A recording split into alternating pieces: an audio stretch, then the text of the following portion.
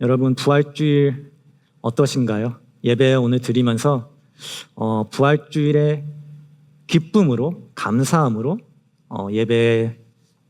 예배당으로 들어오셨고 또 그 기쁨으로 예배를 드리고 계시나요? 교회는 이렇게 부활주일이 되면은 이렇게 뭐 앞에 보이는 뭐 백합이라든지 뭐 저기 십자가라든지 이런 것들을 어떻게 보면 또 장식으로 또 그 부활주일의 특별함을 나타내고 또 뭐 특별한 전심을 준비한다든지 그런 것으로 이렇게 특별한 주일임을 부활주일임을 우리가 셀레브레이트합니다. 오늘 대예배에서는 또 율동으로 찬양을 하면서 그런 그 기쁨을 또 표현하기도 했습니다.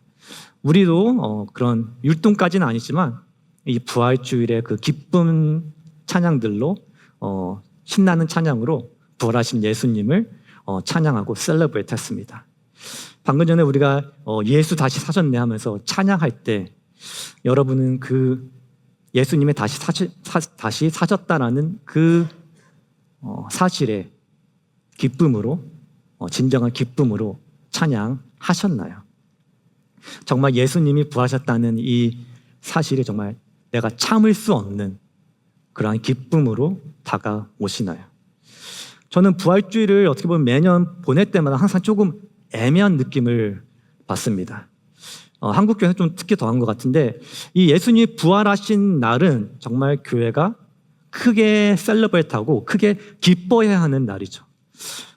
하지만 우리가 교회 1년을 바라보면은 예수님이 태어나신 그 크리스마스가 어떻게 보면 가장 중요하고 가장 크게 뭔가를 하는 크게 셀러브레이트하는 날이고 그거에 비하면은 이 부활절은 조금 애매하다라는 그런 느낌을 받아요.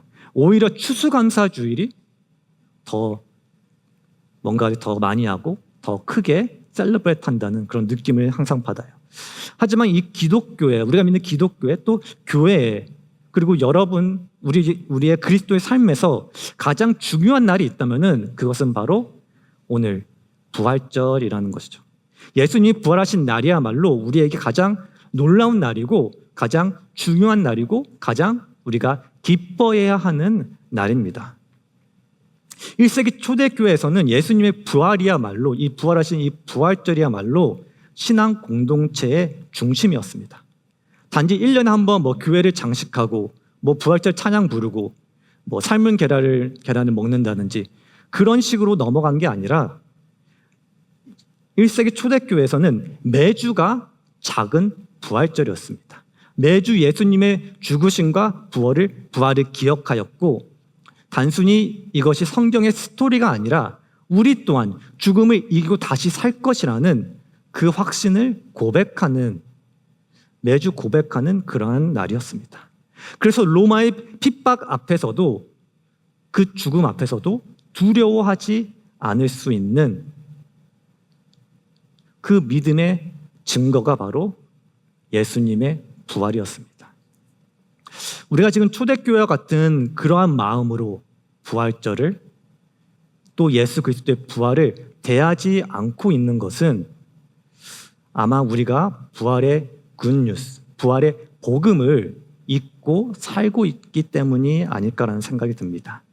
부활의 복음이 나의 현실이 아니기 때문에 내가 매일 부활하신 예수님과 동행하고 있지 않기 때문에 그와 같은 마음, 그와 같은 기쁨, 그와 같은 감격으로 부활절을 마주하고 있지 못하는 것이 아닐까라는 생각이 듭니다. 그래서 오늘 이 부활의 굿뉴스, 이 부활의 복음을 여러분과 함께 나누려고 합니다. 다시 부활의 의미를 리마인드하고 예수님이 그 부활하셨다는 그 사실이 우리의 삶에 어떠한 의미를 주는지 한번 나누고자 합니다. 오늘 우리가 본 이 본문 고린도전서 15장 55절부터 58절은 바울이 고린도전서 그 15장 처음부터 시작한 예수님의 부활에 대한 어떻게 보면 그 설명, 선포의 마지막입니다. 58절이라는 긴 어떻게 보면 그 구간을 통해서 예수님의 부활에 대해서 바울이 가장 자세하게 설명한 그러한 장입니다. 바울은 이 예수님의 그 부활을 설명하는 이 고린도서 15장을 이렇게 시작합니다. 고린도서 15장 1절을 보면은 형제들아 내가 너희에게 전한 복음을 너희에게 알게 하노니 이는 너희가 받은 것이요 또 그 가운데 선 것이라. 그리고 3절과 4절에 이어서 내가 받은 것을 먼저 너희에게 전하였노니 이는 성경대로 그리스도께서 우리 죄를 위하여 죽으시고 장사 지낸 바 되었다가 성경대로 사흘 만에 다시 살아나사.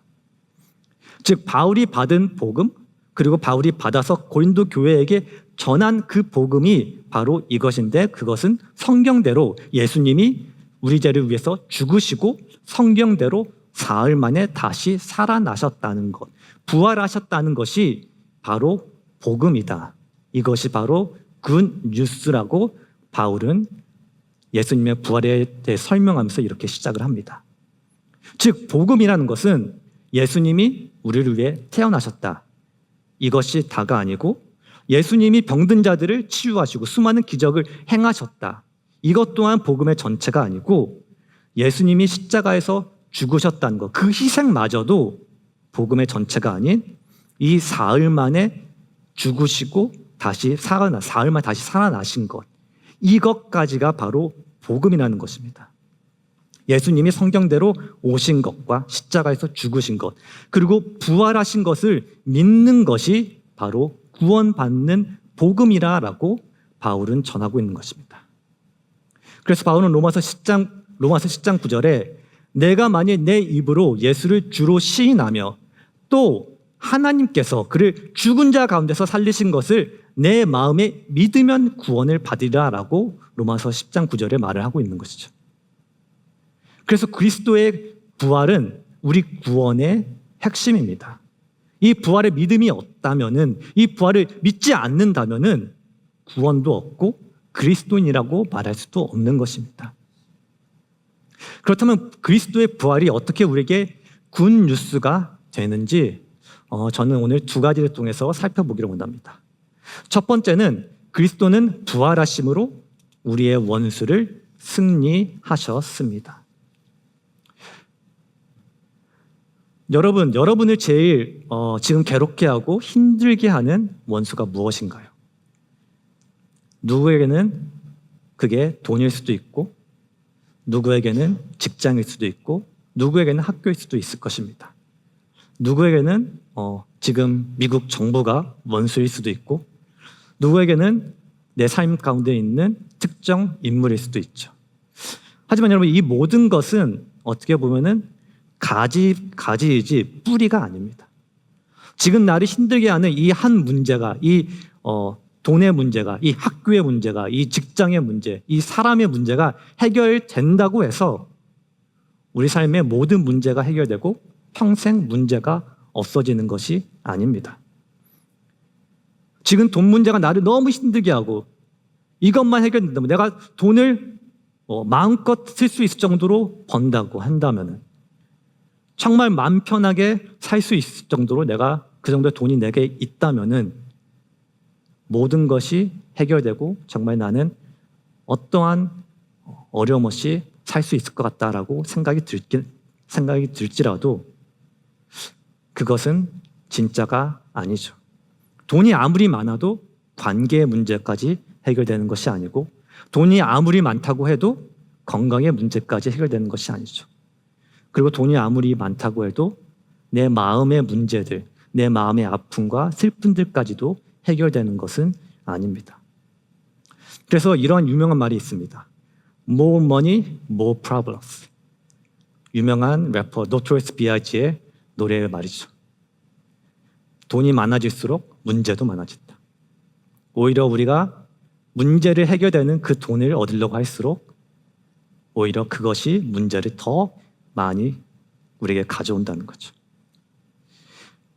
여러분, 우리 삶에 일어나는 모든 고난과 아픔의 뿌리, 우리의 진정한 원수는 바로 사망, 바로 죽음입니다. 정확히 말하자면은 사망이라는, 죽음이라는 그 증상으로 나타나는 저주 아래 우리가 살고 있다는 것이 우리의 모든 아픔과 슬픔과 우리의 어려움의 뿌리라는 거죠. 여러분, 우리의 삶이 왜 이렇게 힘든가요? 왜 우리의 삶이 이렇게 고달픈가요? 그 이유는 우리가 이렇게 살도록 창조되지 않았기 때문입니다.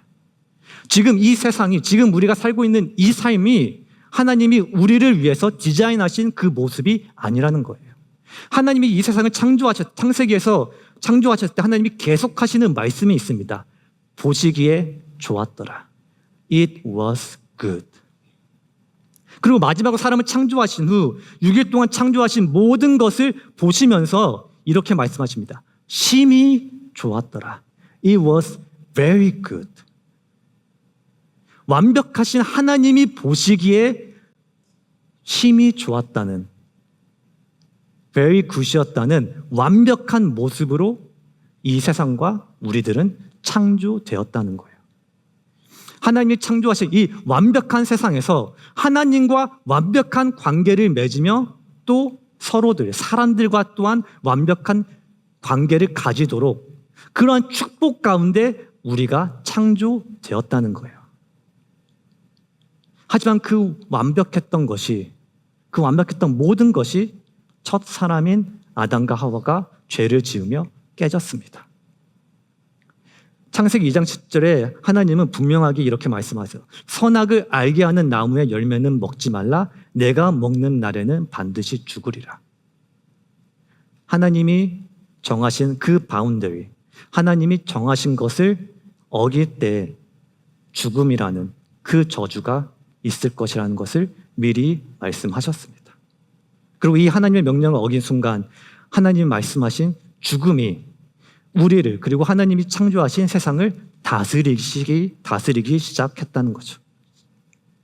하나님과 우리의 관계가 끊어졌고 사람과 사람의 관계까지도 끊어졌습니다. 그리고 하나님이 우리에게 다스리라고 주신 그 창조하신 세상조차도 이제 우리를 대적하기 시작했다는 거죠. 그래서 아담과 하와 이후 모든 세대를 사망이 다스리기 시작했습니다. 그 증거로 아담과 하와의 아들 가인이 그의 동생 아벨을 죽이죠. 바로 한 제너레이션이 지나지 않아서 인류의 첫 살인이 시작이 됩니다. 흥미로운 것은 가인이 아벨을 죽이게 된 계기가 바로 제사 때문이라는 거예요. 하나님을 예배하는 일 때문에 생긴 일이라는 거예요. 즉 하나님을 예배하는 정말 좋고 올바른 일조차도 시기, 질투, 분노 없이 할 수 없을 정도로 우리가 그 정도로 타락했다는 거죠. 이게 바로 죄와 사망의 저주 아래 있는 우리의 현실이라는 것입니다. 그래서 창세기 6장 5절에 하나님이 이런 말씀하시죠. 여호와께서 사람의 죄악이 이 세상에 가득함과 그의 마음으로 생각하던 모든 계획이 항상 악할 뿐임을 보시고, 우리의 생각하는 모든 것이, 계획하는 모든 것이 항상 빠짐없이 악할 뿐이었다는 거죠. 그리고 지금도 우리는 그 저주 아래, 그 죄의 다스림 아래 살고 있다는 것입니다. 그래서 우리는 이 땅에서 만족을 못 찾는 것입니다. 모든 것이 사망의 저주 아래 있기 때문에 모든 것이 완벽하지 못하고 영원하지 못합니다. 나에게 영원hin 만족을 줄 것을 찾아 헤매지만 우리는 결국 찾지 못하게 됩니다. 이 사람의 관계가 나에게 영원한 만족을 줄 것을 기대하고 그 관계를 찾지만 거기에서 만족을 못 찾죠. 이 일에서, 이 성취감에서 영원한 만족을 줄 것을, 찾을 것을 기대하고 이 일에 매진하지만 일에서도 우리는 만족을 찾지 못하죠. 돈으로 가질 수 있는 것들이, 그런 많은 것들을 내가 가지고 있는 것이, 그런 포제션이 나에게 영원한 만족을 줄 것을 기대하지만 그것 또한 우리를 만족시키지 못합니다. 이 세상의 모든 것은 결국에는 우리를 실망하게 만들죠. 그래서 세상의 모든 것을 다 가졌던 솔로몬 왕이 그가 돈, 여자, 술, 학업, 커리어 모든 것들을 다 해봤던 그 왕이 결국에는 이렇게 고백합니다. 전도서 1장 2절에 헛되고 헛되며 헛되고 헛되니 모든 것이 헛되도다.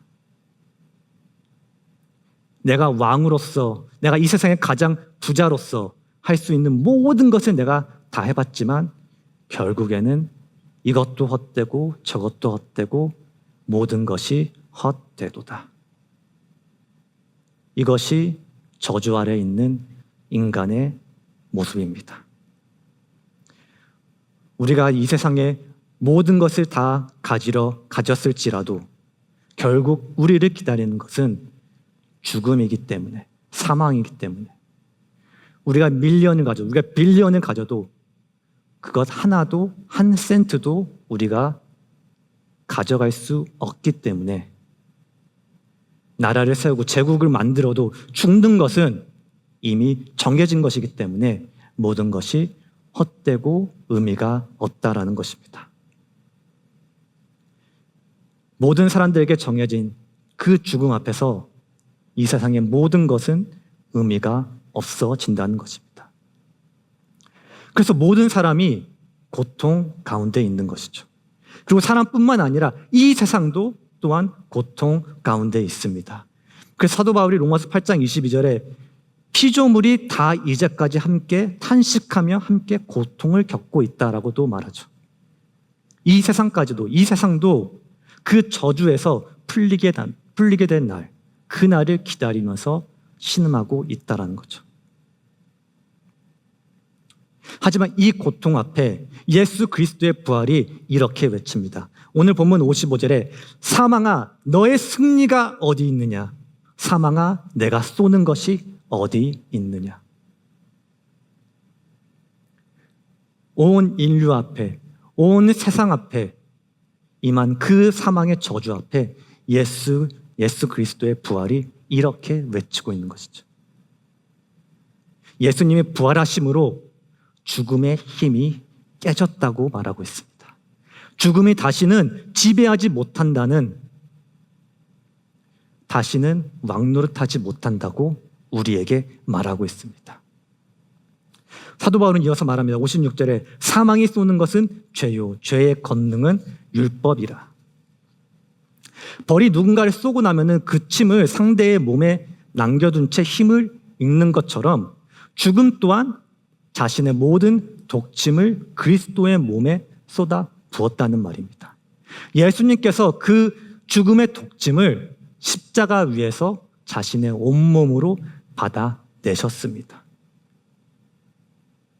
저와 여러분이, 우리 중 그 누구도 그 고통스러운 죽음의 독침을 맞지 않게 하기 위해서 예수님이 십자가에서 죽음의 모든 저주를, 죽음의 모든 형벌을 받으셨다는 것이죠.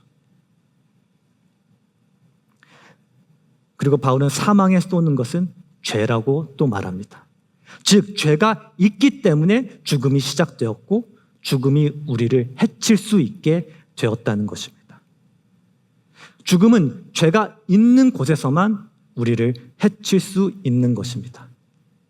하지만 죄가 사라진 곳에서는 죽음은 우리를 더 이상 무너뜨리는 권세가 아니게 됐다는 것입니다. 즉 믿는 자들에게, 예수 그리스도의 그 십자가를 믿는 자들에게는 죽음이란 단지 이 땅의 삶을 잠시 멈추고 저 천국의 삶으로 우리를 인도하는 통로가 될 뿐이라는 것입니다. 그 일을 예수님이 우리를 위해서 하셨습니다. 요한일서의 말씀처럼 그리스도의 이름을 위하여서 우리의 모든 죄는 사함을 받았습니다. 여러분, 이것이 복음, 이것이 굿뉴스입니다. 믿지 않는 자들에게는 그 죽음의 독침이 영원한 비극으로 남겠지만 그리스도 안에 있는 우리에게는 죽음은 이제 패배한 원수일 뿐입니다. 이 복음을 오늘 우리는 셀러브레이트하는 것입니다. 그리고 두 번째로 그리스도의 부활하심으로 그리스도는 우리에게 승리를 함께 누리게 하셨습니다. 오늘 보면 57절에서 바울은 이렇게 말합니다. 우리 주 예수 그리스도로 말미암아 우리에게 승리를 주시는 하나님께 감사하노니. 여러분, 우리는 우리의 삶 가운데 늘 무언가를 충족시켜야 한다는 그런 압박감이 있습니다. 세상의 기준 또는 도덕적 잣대 혹은 스스로 우리가 설정하는 그러한 완벽함, 이러한 율법 안에 우리는 갇혀 살고 있습니다.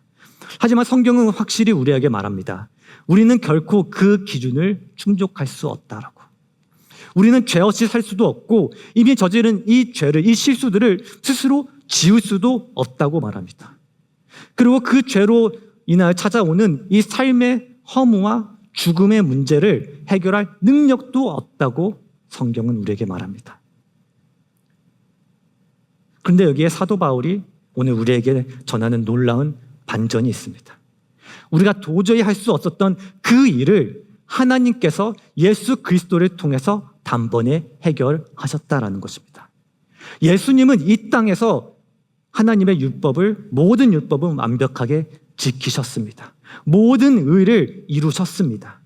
그렇기 때문에 이제 예수 그리스도를 믿는 우리는 더 이상 이 무거운 율법을 지고 갈 필요가 없습니다. 우리는 율법의 그 짐 아래에 있지 않게 되었습니다. 우리는 이제 율법이 아닌 은혜 아래에 있게 되었다는 거죠. 예수 그리스도께서 우리에게 죄와 율법에 대한 승리를 주셨습니다.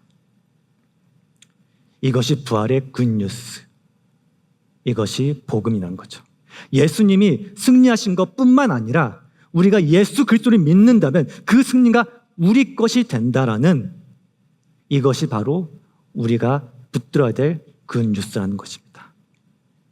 죽음이 이제 우리를 지배하고 우리를 두렵게 하는 것이 아니라 지금 이 순간에도 죽음이라는 존재 자체가 우리 곁에 있지만 그 영향이 아직도 우리를 괴롭게 하고 그 영향으로 말미암아 이 세상이 아직도 우리에게 만족을 주지 않고 있지만 죽음의 독침이 이미 사라졌고 죽음이 다스리던 그 시대가 이미 끝났다는 것. 이것이 바로 예수 그리스도의 부활이 우리에게 주는 굿뉴스인 것입니다. 그래서 오늘 본문의 사도 바울은 우리에게 죄와 사망을 이긴 이 압도적인 승리를 주신 하나님께 감사하며 나아가는 것입니다. 하나님이 예수 그리스도의 부활로 인해서 약하고 또 썩어 없어질 그런 부끄러운 우리의 몸 대신에 썩지 않을 영광스러운 그 신령한 몸을 우리에게 약속해 주셨기 때문에 그 감사함으로 사도 바울은 나아가는 것입니다. 사라질 이 땅의 것 대신에 영원한 하늘의 것을, 언제가 반드시 죽을 것이 아닌 영생을 우리에게 주셨기 때문에 사도 바울은 감사할 수밖에 없었다는 것입니다.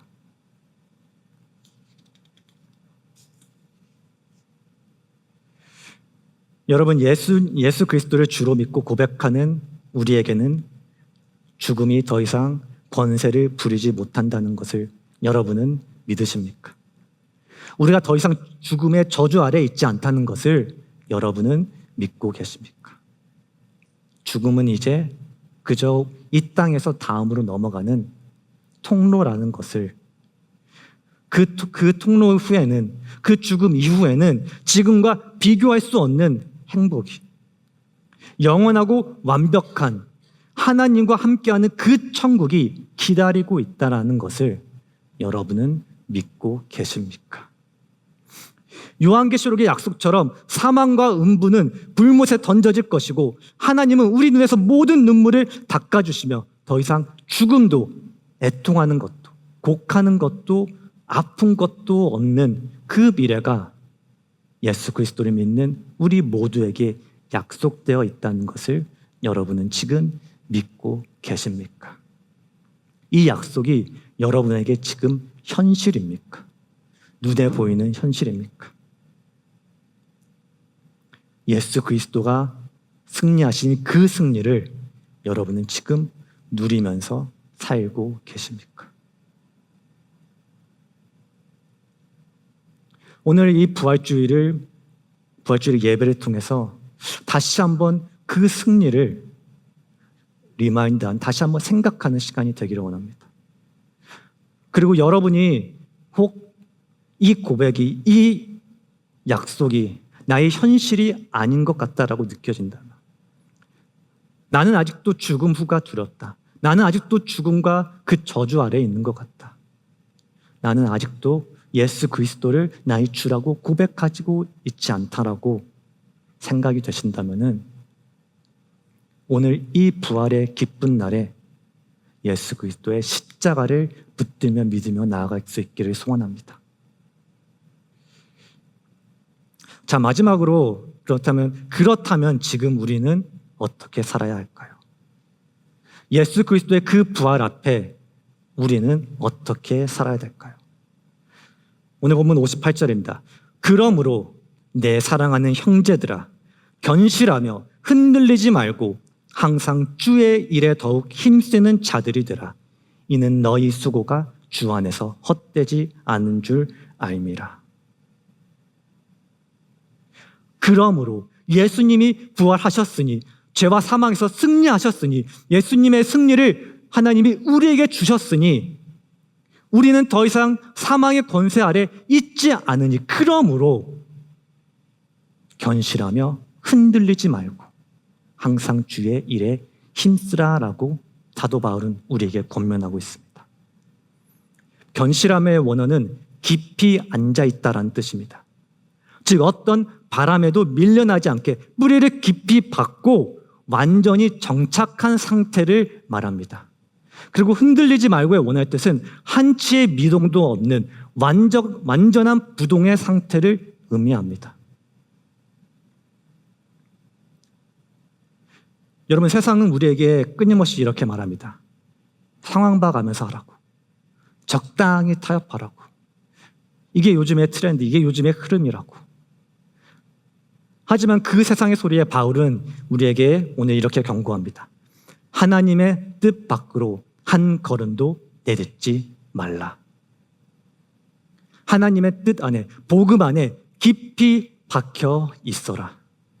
흔들리지 말고 그 자리에 앉아 있어라. 너가 믿는 그 길을, 예수 그리스도의 그 십자가의 길을 흔들리지 말고 걸어가라. 사람의 속임수나 유행하는 그런 가치관에 파도처럼 휩쓸려 다니는 그런 인생이 아니라, 복음이라는 반석 위에 엉덩이를 딱 붙이고 앉아있는 고집 있는 신앙을 가져라라고 우리에게 말하고 있는 것이죠. 한 신학자는 이 구절을 이렇게 설명했습니다. 감정에 휘둘리지 마십시오. 변덕스럽거나 멍하게 살지 마십시오.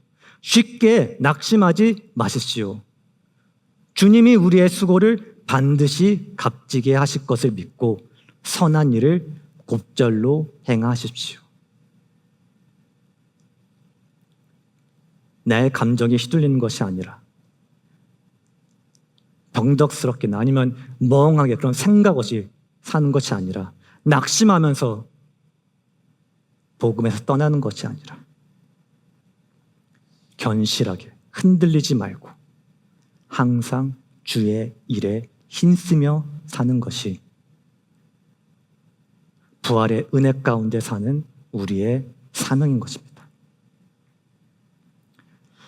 여러분, 우리가 왜 자꾸 흔들리나요? 이 믿음의 길을 가는 그 길에서 왜 자꾸 흔들리고, 왜 자꾸 세상에 눈을 돌리고 세상의 기준에 기웃거리나요?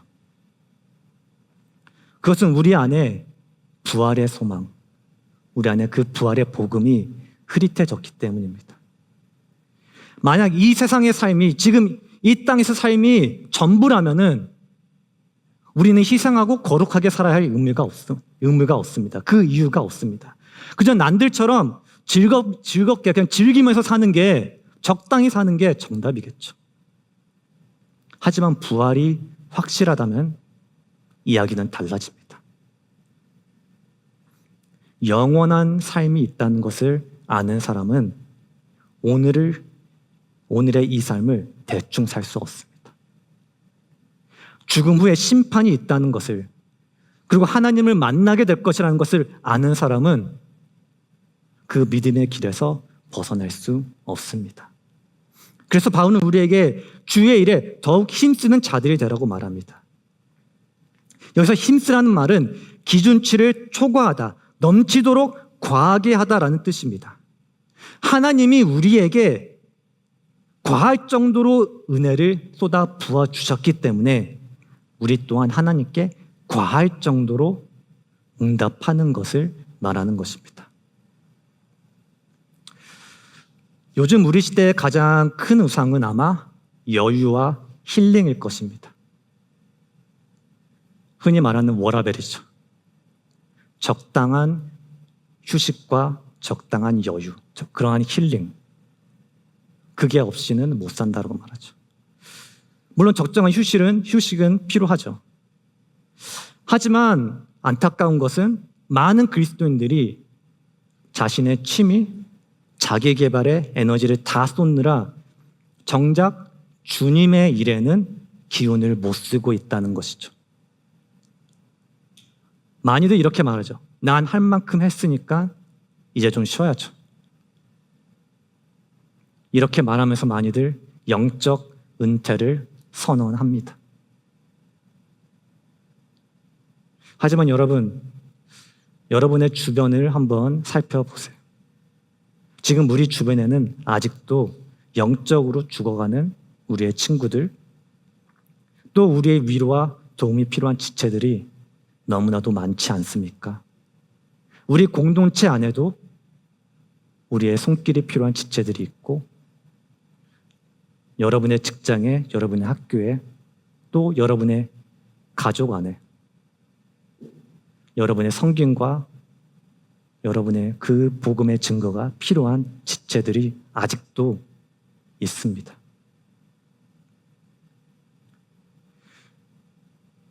여러분, 우리의 믿음의 선배들은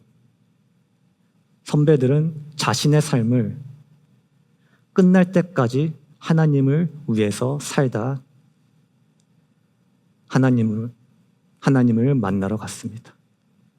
그 믿음의 선배들의 삶을 우리는 볼 필요가 있습니다. 헨리 마틴은 35세도 되기 전에 인도와 페르시아에서 자신의 삶을 하얗게 불태웠습니다. 지금 여러분의 나이대에 하나님을 위해서 열심히 살고 하얗게 불태우며 살다 숨을 마무리했습니다. 데이비드 브레이던은 하나님을 위해 살다가 30세가 되기 전에 생을 마쳤습니다. 그리고 성경에 나오는 에바 브로디도는 바울을 돕다가 병들어 죽기까지 했습니다.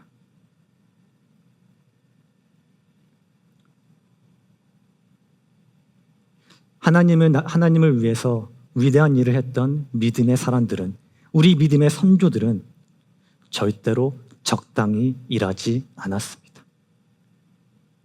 주님을 위해서 기꺼이 올인했습니다.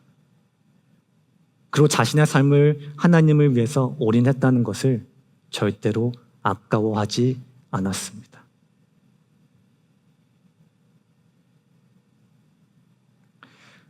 여러분, 주님이 다시 오실 때까지 우리가 해야 할 일은 아직도 산더미처럼 쌓여 있습니다. 아직도 지금 이 세상에는 너무나도 많은 사람들이 복음이 필요하고 우리의 사랑이 필요합니다. 그래서 여러분들에게 오늘 이 부활절을 통해서 또 한번 권면하고 싶은 것은 우리의 돈, 우리의 시간, 우리의 에너지, 우리의 재능, 이 모든 것을 주님의 나라와 상관없는 곳에 낭비하는, 허비하는 그런 인생이 되지 않기를 소원합니다. 여러분, 우리의 찬양과 감사에는 반드시 우리의 손과 발이 딸려가야 합니다. 그저 우리의 입술로만 하나님을 찬양한다고, 감사한다고,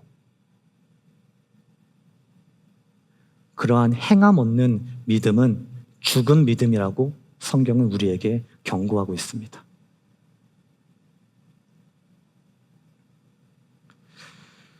이 결론으로 오늘 말씀을 마무리하고 싶습니다.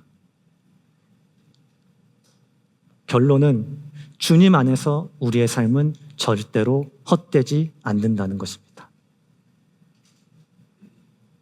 오늘 말씀 중에 하나라도 여러분이 가지고 갈 것이 있다면 이거 하나 반드시 가지고 가길 원합니다. 주님의 능력 안에서 행하는 여러분의 수고는 절대로 실패하지 않는다는 것입니다. 요한계시록 22장 12절에 이런 말씀이 있습니다. 보라, 내가 속히 오리니 내가 줄 상이 내게 있어 각 사람에게 그가 행한 대로 갚아주리라.